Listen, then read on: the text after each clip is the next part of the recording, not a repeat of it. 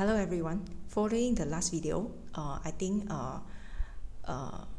after people know about why did I find myself autistic, I guess the next question is how did I get myself diagnosed?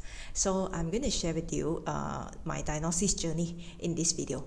It was not a long journey because I believe that some people have longer journey than what I have, but it was a journey that I never think of. I'll say like this, I guess so. Right, so I started with overload, overwhelm and meltdown, but at that point of time I didn't know that it was called meltdown, and it was a meltdown. I just thought that something is wrong. If you ask me, is it a stress? Is it that I feel very stressed? I wouldn't say that also, but I feel something is wrong, and I just feel like I want to escape for 2-3 days. I want to be disconnected with the world for 2-3 days and even 1 week to recharge myself before I actually come back to the current world. But I couldn't do so because I have work commitment. So I was quite depressed. I would say I was quite depressed. I did not know what I need to do and what I can do. But I know I need to do something because my situation was very bad, right, at the point of time.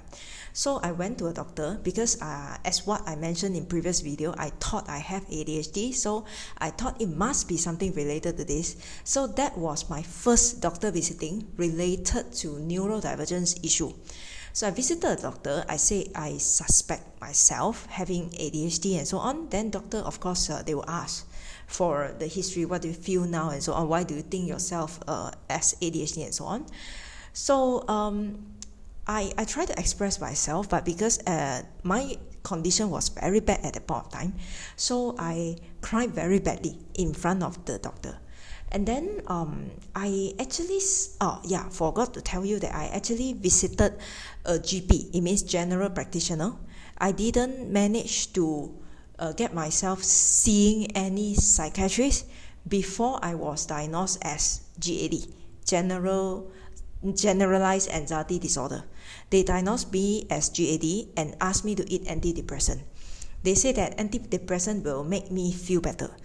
And then at the same time, they say I would not have ADHD. It is not possible that I have ADHD because I'm high functioning, because I have very good result, because I'm a high performer. And it's because of this reason they think I am not possible to have ADHD. Of course, I read a lot of research before I actually I'm in the opinion that I have something related to neurodivergence. So I know that whatever that they say at that point of time is not true. It's never going to be true. But they didn't know. They didn't have the knowledge to know about it. And I was quite shocked that, it's not everyone, not every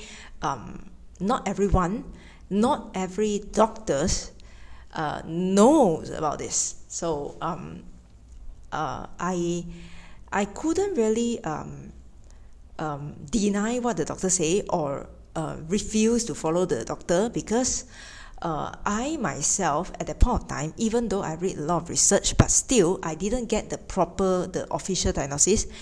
My brain did not allow me to insist that I actually have something related to neurodivergence and not the pure anxiety. So my brain didn't allow me to resist that, and so I followed the doctor. So the doctor say it's not possible for me to have ADHD, so you are just having anxiety, so you need antidepressant or whatsoever. So I took the antidepressant. Now, honestly to tell you, I took the antidepressant, I followed the doctor, and when I reached home, actually, because I didn't express all this, I didn't tell all this to other people except my partner. My partner know most of the issues, but also not all.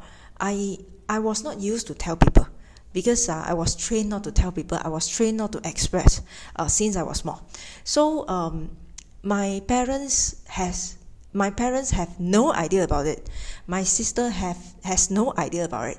So when I started antidepressant, when I actually went to doctor and came back, they were quite shocked, and then they will be like, the reaction they had was quite hurtful, I would say, in the sense that they couldn't believe I actually have problem until the extent that I need to have medicine.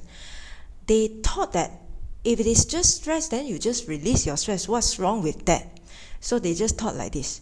And I had no energy to actually, debate with them in anything. So I just, I thought that, okay, I just follow the doctor's prescription. Hopefully I'll feel better. So I had antidepressant for 3 months about there. Initially, it was very, very torturing because I had very serious indigestion, making me almost every second I feel like vomiting. And that continues for 3 days.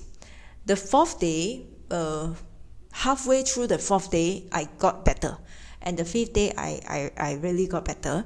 I mean, in terms of digestion, not in terms of mood, in terms of digestion, I got better. I mean, my stomach start to go back to normal. Then the next week after, I mean, the second week of me having antidepressant, I experienced heightened anxiety. It means my anxiety is more than the level I didn't have, and I didn't have the medicine. In the sense that how did I feel the heightened anxiety? I will wake up in the middle of the night, and then I feel my body is very tense.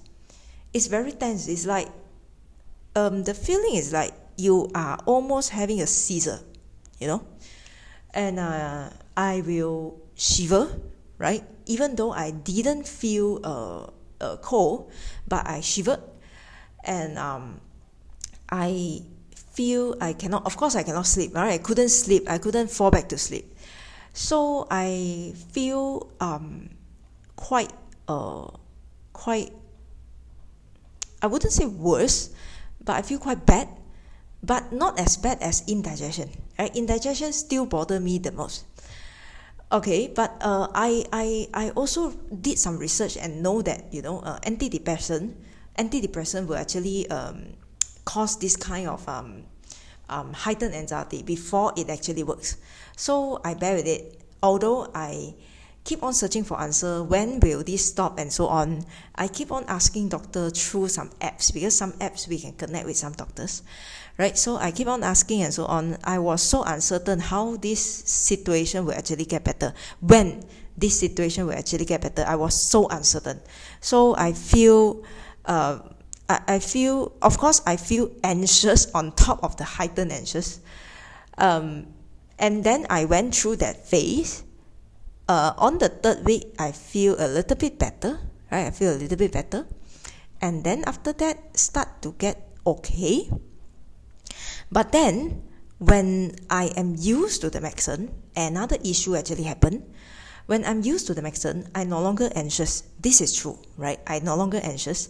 But because I'm no longer anxious, my anxiety did not help me. I mean, I have no anxiety to help me, pushing me to remember important things, to keep my routine in schedule and so on. So I become a total ADHD people, I would say, right? So I become a person who is not reliable. My partner say he used to rely on me to remind him something, or to actually keep our routine in schedule, keep our daily tasks in schedule and so on. But during that period of time, I was not reliable at all. And even though he mentioned to me saying that, hey, you forget to do this, hey, remember to do this and that, hey, it seems like it is almost deadline, can you just do something on it? I was not nervous at all. I was like, it's okay, never mind, just leave it. If it is over deadline, it's okay, just over. That kind of personality during that point of time when I'm used to the medicine. So my partner has a very strong sense that it is not the one. antidepressant is not the one. Antidepressant is not going to help me. That is what he thinks. And he's very certain at that point of time that I must have something related to neurodivergence, and he was in the opinion of ADHD at that point of time. He thought I have ADHD. It is a must. I mean, it's a confirmed answer to him that I have ADHD. So he insisted that I should see more doctor. So I actually have an appointment because I went to see the general practitioner. It's actually from the government clinic. So the government clinic will actually follow up because they have to give me antidepressant, right? So during my first visit, I had 2 weeks of medicine. After 2 weeks, I have to visit again. And then they made a mistake, I think so. I'm supposed to see the so-called specialist, but they didn't make an appointment with the specialist. So when I went, when I revisited in 2 weeks' time, I still see another GP. And I told another GP the same thing, you know. But the GP is not really interested to know about it. He's only interested to know, after you had antidepressant, do you feel better? That's what he wants to know. And then he keep on asking this direction only. Then I say, yeah, I think I feel better and so on. I didn't mention a lot to him as well. The reason being, I feel like he's not going to help me. Because he's not listening to whatever I say as related to ADHD. So I didn't really mention a lot to him. So he gave me another 6 weeks medicine. And then at that point of time, they actually helped me to make an appointment with specialists, but of course I have to wait again. I think I waited for 2 months. I waited for 2 months for that appointment, and I went to the specialist. And before I actually see the specialist, I got some advice from some friend, and I said that, you know, and also from my partner as well. I am in the opinion that, you know, something further must be done. And my partner is also having the same opinion, was also having the same opinion. Very sorry for my grammar because English is not my first language, so I will mix past tense and present tense. I'm very sorry. But I guess everyone understand now what I'm trying to say, right? Okay, so anyway, my partner was in the opinion that, you know, something further has to be done. So he insisted me to insist that I have a referral letter to the hospital. So when I visited the specialist is a specialist in clinic. It is not from hospital. So it is kind of like they cannot do any further diagnosis. They have to refer you to hospital. That is how, you know, the Malaysia government hospital work. So I went to the specialist in the clinic and I insisted. Then he gave me a referral letter. And actually, he was the first one to listen to my experience and say, well, you know, it is something related to autism. Why is that so? It's because I told him that I don't have friends and I don't understand why my friends think in a certain way. I say I don't bother also. I mean, I don't really bother to keep relationship with them because I cannot keep relationship. I don't know why. I don't understand what they are thinking. They also seems like they don't understand what I'm thinking. So I told him that, and he was the first one to mention something related to autism. And then after that he said, no, I don't think so. It's not too much as well. I guess it's because I have eye contact with him and I can follow his conversation. So he thinks, yeah, it's not too much on autism as well. I don't think you have any neurodivergence and so on. But anyway, he still gave me the referral letter because I insisted. And the final words from him was quite ridiculous, I would say. He said that I need to put down whatever burden that I have been carrying from the past. And I was like, after I went back, right, I keep on thinking and thinking. Neurodivergence is something wrong with your brain, right? How can you actually put down the burden that you have been holding? There is nothing that you can put down because you can only put down when you change your brain. That's what I think. So I feel very ridiculous. Anyway, after that, I got the referral letter. So I go to government. So I went to government hospital. I see the first doctor. I guess it's a doctor or it's a housemanship, I guess. I'm not so sure. It's not the psychiatrist, it's not the psychiatrist or psychologist, right? So I visited this doctor. I was attended by this doctor, and this doctor actually asked me about. I straight away told the doctor saying that I suspect myself having ADHD, and this doctor was quite nice. She asked me about the symptom of ADHD, and then she said, "Oh yeah, it looks like you have some symptoms with ADHD, but she said ADHD is not something that you say you have symptoms and then we can diagnose you." I totally agree with that, and she said that please bring your parents in the next visit. Then I say okay, right? I agree with that, and I made another appointment 2 months again. So it was a half-year journey. For your information, it was a half-year journey. So 2 months, another 2 months, I brought my parents, and then I thought I will see psychiatrists. I thought I will see either psychiatrists or psychologists who know better about neurodivergence. I hope I can see someone who really understands what is neurodivergence. But in the end, I still see some kind of medical doctor or housemanship, I do not know. And then that lady told me, I wouldn't classify her as doctor because the facts are all wrong. Let me tell you what the lady told me. The lady told me ADHD is a behavioral problem. Well, okay. What she meant was ADHD people or ADHD children, rather, I think she believed in children having ADHD but not the adults. ADHD children has behavioral issue, and once we correct the behavior, then the ADHD will go away. That's what she think. That was what she think. And it was totally a mistake because I couldn't believe myself hearing this from a psychiatric clinic. And I straight away told her, ADHD is not a behavioral problem. ADHD is neurodevelopmental disorder. Then she laughed. I don't know what does it mean by laughing, but I guess she laughed because she may think that I am not knowledgeable enough to argue this with her. I'm not so sure. But I guess this is something that you can ascertain by doing a Google search. If you go and search what is ADHD, ADHD is a neurodevelopmental disorder. Google search will tell you that. So I do not know why ever she did not agree with that. So anyhow, the second thing she told me is ADHD will get better. ADHD will get better when people grow as adults. What she actually meant was people will outgrow ADHD. That's what she thinks. And then she said in Malaysia, only 2% of people carry ADHD into adulthood. Then I was like, okay, in Malaysia 2%. Do you know that the global rate is 60%?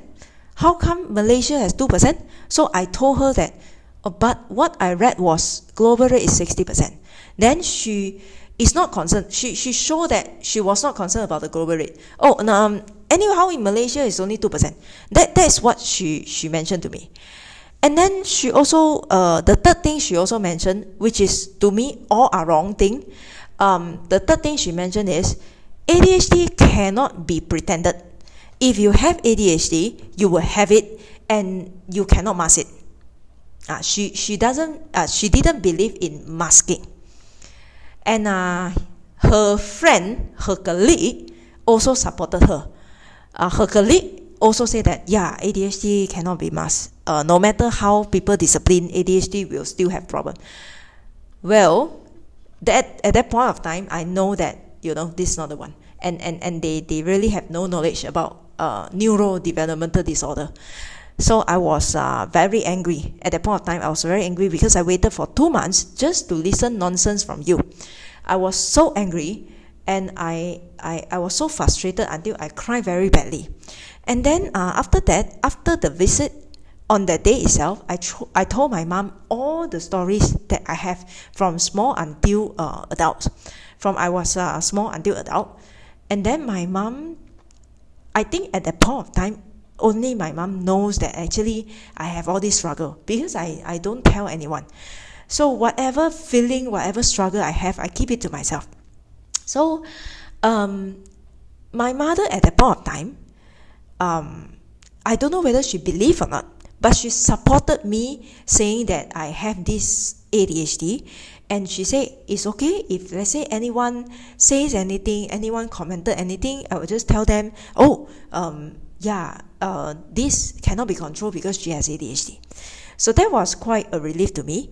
And I still didn't give up. I continued to see another doctor. So I thought that government hospital not working, right? So I went to a private one.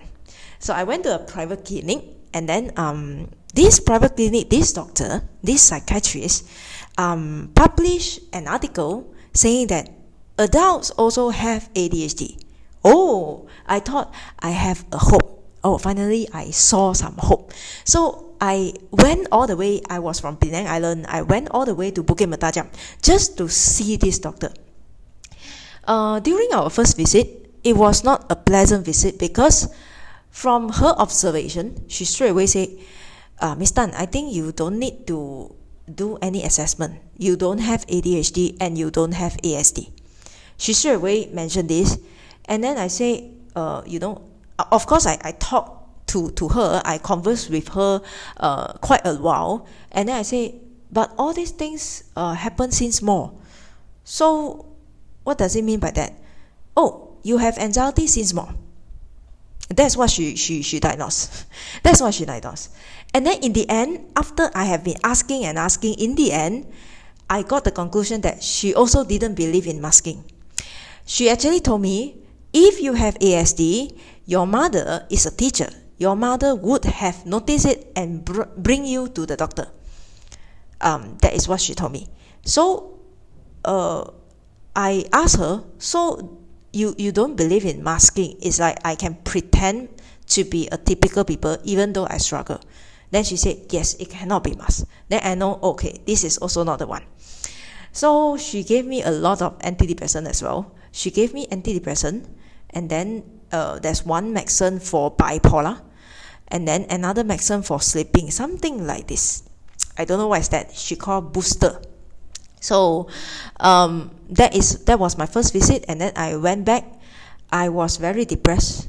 I was wondering, do I need to really, eat all this kind of medicine for the rest of my life? After I thought for 2 days, I decided not to eat medicine. Oh yeah, the previous antidepressant that I had, right?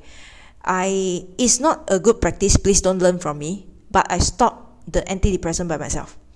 The effect of stopping antidepressant, I think I will do it in another video, right? I don't want this video to be too long. I actually stopped it after 3 months I consumed. After 3 months I took the pills for the reason being I believe that it is not the pure anxiety that I'm facing, and the antidepressant does not help me. I observe my situation, I observe my condition, and I believe, me and my partner both believe that antidepressant is not the solution. So that's the reason I thought I want to just pace it off and to see with the understanding of myself as a neurodivergent people, with the acceptance on myself, can I navigate my life differently? So that's why I stopped antidepressant, and to test, to do an experiment and see whether I can navigate my life differently with the acceptance of myself as a neurodivergent people. And I did it. So I further confirmed that antidepressant is not for me. And I don't need antidepressant at this moment. Anyway, after seeing the Bukit Mertajam doctor, the private one, I had another appointment with her in 2 weeks' time because she also need to give me new medicine if I consume the medicine, right? So after 2 weeks, I actually brought my partner along to see her. My partner had a very long argument with her, questioning her a lot of things, a lot of facts, and asking her to prove some research and so on. And she actually also was not happy, saying that we actually came here just to question her professionalism. Now, we actually made our stand that we didn't purposely question her professionalism, but we just want to get it right. We just want to get the fact right, in the sense that why the research keeps saying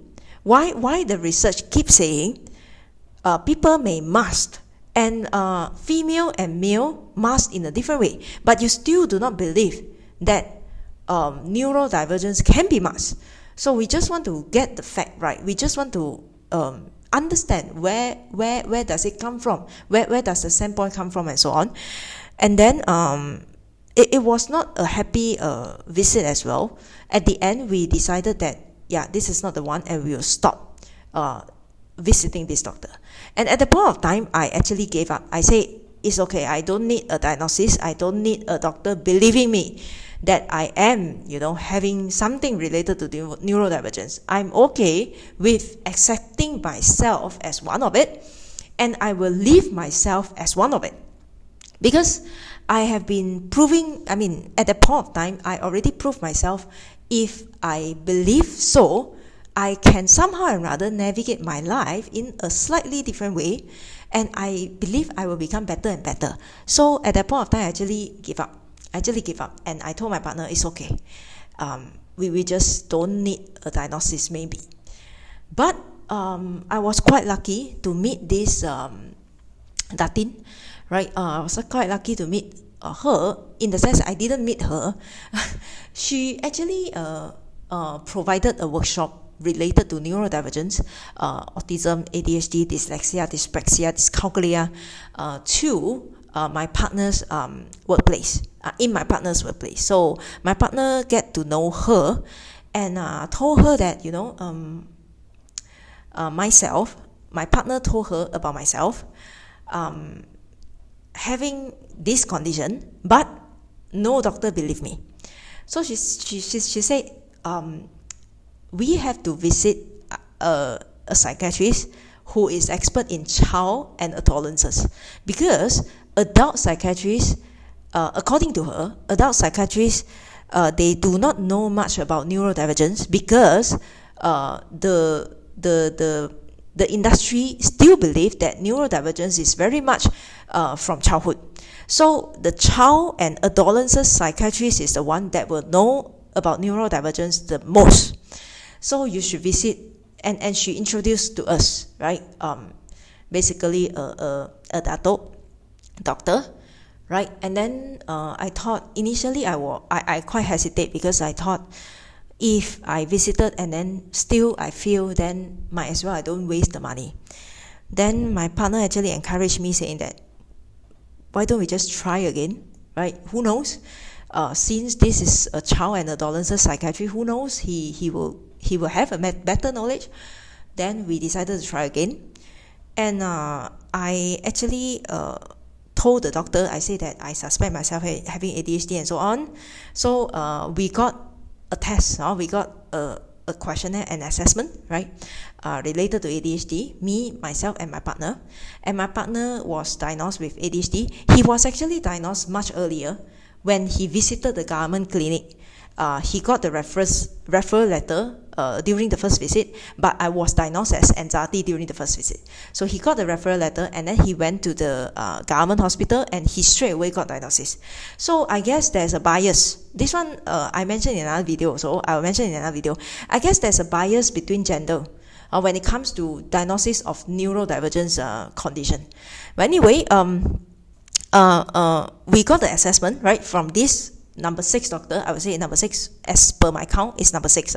The 6th doctor I have visited related to neurodivergence. The assessment showed that my boyfriend has ADHD. My partner has ADHD.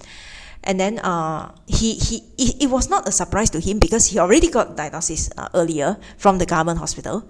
And the assessment showed that I do not have ADHD, right? I was quite surprised to see the diagnosis. I was quite surprised to see the assessment is only covering the inattentive part. Honestly, I was quite surprised.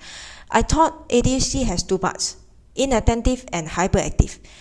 I guess maybe because the industry do not believe that an adult has hyperactive ADHD symptoms. I guess so, because it may be more prevalent to the Children, yes, they are hyperactive. But adult, I don't think so, right? Adult, do you climb the tree? No. So I guess, I don't know, but I guess because of this reason, when they provided us the assessment, they actually did not include, the hyperactive symptoms. But anyway, based on the assessment, I do not have ADHD. Then I try to explain my situation with him. I try to explain to him my situation and so on. And he got my condition and he said, oh, I think this is not too much on ADHD. But I think this is related to autism spectrum disorder. There's one condition called autism spectrum disorder. He thought I didn't know, so he explained to me. And then I said, oh, so doctor, you think I have autism? Yeah, your condition is more towards like autism, the high functioning autism spectrum disorder, the level 1, right? Autism spectrum disorder. Previously, it was known as Asperger's syndrome, and then he started to explain about that, and he started to introduce me about some websites, like Tony Edward channel and so on. Then he said you can get some resources from there to help you to navigate through your life and so on, right? I was do I feel very happy or what? I was quite blank, honestly. At that point of time, my head was blank. My brain was blank. And then I took about 3 months, about 3 months to completely believe myself as an autistic individual. So that was my journey. So eventually, in the end, I forgot to tell you it started. When was it started? My first visit was July 2003. And then it dragged for the visit to this Bukit Mertajam, the private doctor that I mentioned, was end of the year 2023. What exactly is the date I cannot remember, but I think it's end of the year 2023. And then my visit to this child and adolescent psychiatry was January 2004, and at that point of time, that was the point of time I got my diagnosis. I got a letter from doctor, and I actually framed the letter. We actually framed the letter. My partner has one for ADHD, I have one for autism, and we actually framed the letter. So it was so precious to me because it is like a new identity to me. It's a new identity card where I can look at myself in a different way, and I can view all my past experience in the lens of neurodivergence. And I got very huge relief. And I finally understand all the things. And because of this diagnosis also, I did not blame my parents for how they brought me up, because they didn't know. They didn't know that my brain is different from others. So that was a relief. And I actually I got an answer, so I accepted everything in my life, and I don't blame anyone anymore. So diagnosis is so important. I keep on telling people, if you really keep questioning about the world, keep questioning yourself, why are you so different from others, you got to really think of from the perspective of neurodivergence. I mean, it's not to say that it is compulsory to get the diagnosis, because of several reasons. There are a lot of reasons why people don't get the diagnosis. But knowing yourself having this condition and the possibility of you struggling because of this condition is so important, because you can accept yourself finally. So that was my journey until the acceptance to myself. Starting from April 2024, I make myself very active in advocating about autism, especially the level 1 autism. The level 1 autism is what I think people don't see it. People will see the level 2 and level 3. And people will help and will give accommodation to level 1, to level 2 and level 3.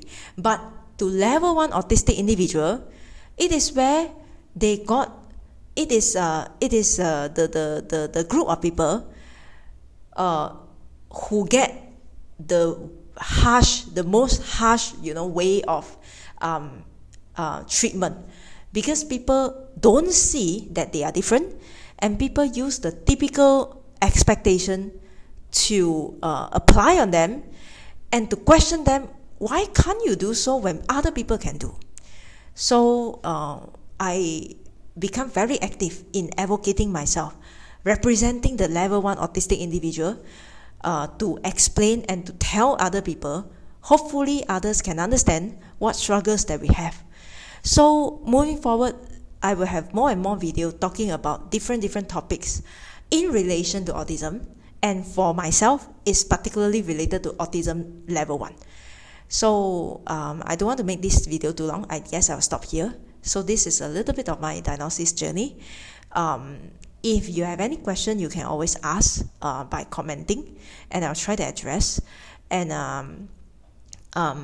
I hope everyone can actually find his or her identity and live his or her life without the need of, forcing yourself to accommodate to any expectation. I really hope so, because that will be very important for our mental well-being, right? So see you in next video.